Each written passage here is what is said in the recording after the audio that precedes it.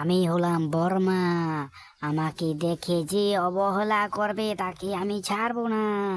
এদিকে শুনেছি একটা শাকচুন্নি ছিল, সেই শাকচুন্নিকে আজকে আমি ভস্ম করতে যাব। তোমরা দেখতে থাকো সেই শাকচুন্নিকে আমি কি করে আমি ভস্ম করতে যাই। সেই শাকচুন্নিটাকে আমি আজকে থেকে ছাড়বই না।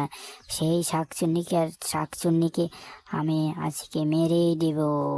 শাকচুন্নিটা কি ভেবেছে লোকজনকে সে ক্ষতি করবে আর আমি দেখবো? এটা কখনোই হতে পারে না। আমি বলে দিলাম আমি হলাম একটা বর্মা। আমাকে থেকে কেউ যদি অবহেলা করে তাকে আমি কিন্তু ছাড়বো না, বলে দিলাম আমি। এই তুই কে রে? তুই কে রে? আমার বাঁশ বাগানের ভিতরে চলে এসেছিস, তোকে আমি ছাড়বো না বলছি। এখান থেকে চলে যা। আমার বাঁশ বাগানে কেন এসেছিস তুই? আমি হলাম চুড়েল, তুই আমাকে চিনিস? আমি তোকে খতম করে দিব। তুই আমাকে খতম করবি? আমি হলাম একজন বর্মা, তোকে আমি ভস্ম করে দিতে এসেছি। আমি শুনেছি তুই এ বাঁশবাগানে থেকে থেকে তুই লোকজনের অনেক ক্ষতি করিস। তোকে আমি আজ ছাড়ছি না, তোকে আমি আজ ভস্ম করে দিব, বুঝলি? আরে তুই কি ভেবেছিস?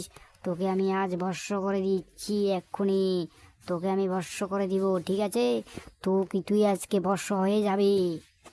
আরে বর্মা, তুমি আমাকে ছেড়ে দাও, ছেড়ে দাও। আরে বর্মা, তুমি আমাকে ছেড়ে দাও। তুমি আমাকে মেরো না, মেরো না। আমাকে মেরো না বর্মা।